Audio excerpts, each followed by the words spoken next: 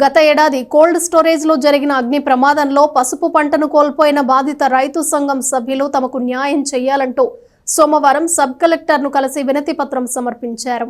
2024 జనవరి 19వ తేదీన దుగ్గిరాలలోని శుభం మహేశ్వరి కోల్డ్ స్టోరేజ్లో అగ్ని ప్రమాదం జరిగిందని, అందులో ఉంచిన పసుపు అగ్ని ప్రమాదంలో కాలిపోయిందని, తమకు రావాల్సిన సొమ్మును ఇప్పించాలని వారు వినతి పత్రంలో పేర్కొన్నారు.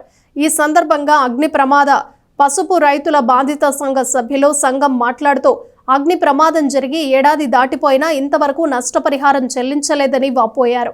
బీమా డబ్బులు 15 కోట్లు మంజూరయ్యాయని చెప్పినా ఇంతవరకు తమకు చేరలేదని అన్నారు.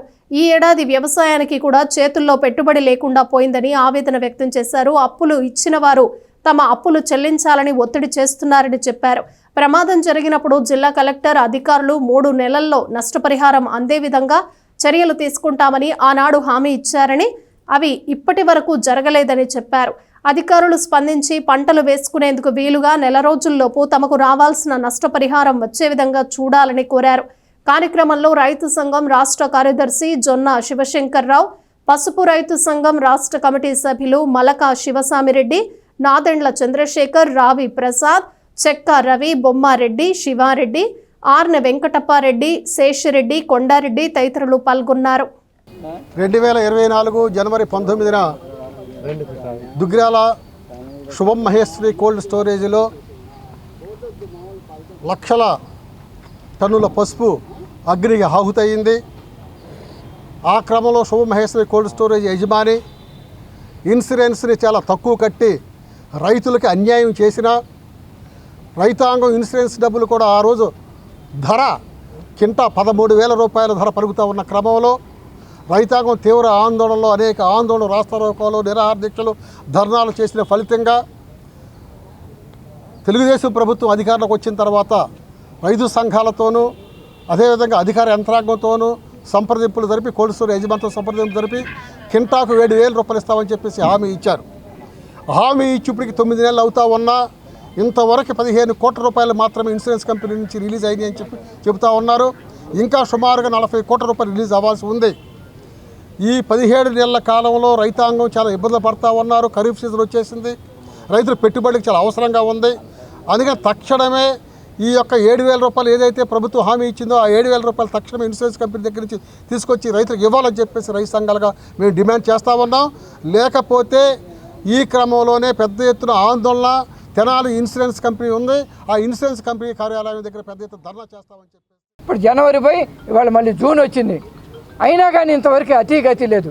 అధికారులు ఏదో పాపం జిల్లా కలెక్టర్ కానీ సబ్ కలెక్టర్ గారు కానీ కష్టపడుతున్నారు, మా కోసం ప్రయత్నం చేస్తున్నారు.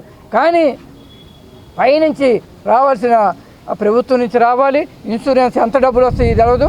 ఆ మిగిలిన దాన్ని మరి ప్రభుత్వం ఆ లోటు భర్తీ చేయాలి. 7,000 రూపాయలు, ఆ 7,000 రూపాయలు వస్తే రైతులకి. కానీ ఆ రోజు అచ్చెన్నాయుడు గారి దగ్గర ఒప్పందం మేము అడిగింది ఏంటంటే 10,000 అయినా లేకపోతే రైతుకి ఉపయోగపడదు, 10,000 ఇప్పించండి అని అడిగాం. కానీ అటు చేసి 7,000కి ఒప్పందం జరిగింది, సంతకాలు చేసాం. కానీ ఆ 7,000 ఇవ్వటానికి కూడా ఇప్పుడు 7 నెలలు దాటింది. అందుకని ఇప్పటికైనా సరే ప్రభుత్వం, ఇందాక సబ్ కలెక్టర్ గారు చెప్పారు, ఇంకొక వారం రోజుల లోపల వస్తాయి డబ్బులు, మీకు ఏమీ ఇబ్బంది పడొద్దు అని చెప్పారు. ఈ వారం రోజులు రాకపోతే మళ్ళీ సోమవారం మేము పెద్ద ఎత్తున రైతాంగాన్ని సమీకరించి ఈ తెనాలి పట్టణంలో ఆందోళన చేస్తాం. అవసరమైతే యూనియన్ ఇన్సూరెన్స్ కంపెనీకి తాళాలు కూడా వేయడానికి సిద్ధపడతామని. మేము అప్పులు తీసుకుని వ్యవసాయం చేసి నేను 3 సంవత్సరాలు పండించి దాంట్లో పెట్టానండి 280 బస్తాలు. 3 సంవత్సరాల పంట అది. పంట పండించి దాచుకుని రేట్లు లేవు అనుకుంటా ఆపాము. రేటు వచ్చిన తర్వాత అమ్ముకుంటే ఇట్లా అగ్ని ప్రమాదం జరిగింది. ఇప్పుడు అవి కూడా ఈ 3 సంవత్సరాల నుంచి బాకీలు తెచ్చి వ్యవసాయం చేయటమే. సొంత డబ్బులేవు నిల్వ లేవు మా దగ్గర. బాకీలు తెచ్చి వడ్డీలకు తెచ్చి వ్యవసాయం చేస్తుంటే ఇప్పుడు అది బూడిదైపోయిన తర్వాత ఈ బాకీలందరూ ఎగబడి నానా యాగీలు చేస్తున్నారు. ఏం చేయాలో తెలియట్లా. కుంటపాలు వాళ్ళకే ఇచ్చేసారు, చూసుకోండి రా మీరు ఎవరో ఒకరు తీసుకోండి అని చెప్పి వాళ్ళకే ఇచ్చేసారు. ఇప్పుడు ఏం సెంట్ లేదు, రూపాయి లేదు. వ్యవసాయం చేద్దామంటే ఎవడు కౌలుకి ఇచ్చేవాడు కూడా లేడు. కౌలు అడుగుతుంటే డబ్బు కట్టండి అంటున్నారు. ఏం చేయాలి మేము? ఆత్మహత్య చేసుకుందామా అని అంత ఇది వస్తుంది అసలు. ఏది అప్పులాళ్ళు వచ్చి ఎగబడి గోల్ చేస్తుంటే ఏం చేయాలో తెలియట్లా. మరి ఈరోజు సబ్ కలెక్టర్ గారు చెప్పారు 1 వారంలో వస్తాయి అని. అది కూడా నమ్ముతున్నాం. రాలేదనుకోండి నిరాహార దీక్ష చేస్తాయి. ఇక అమరణ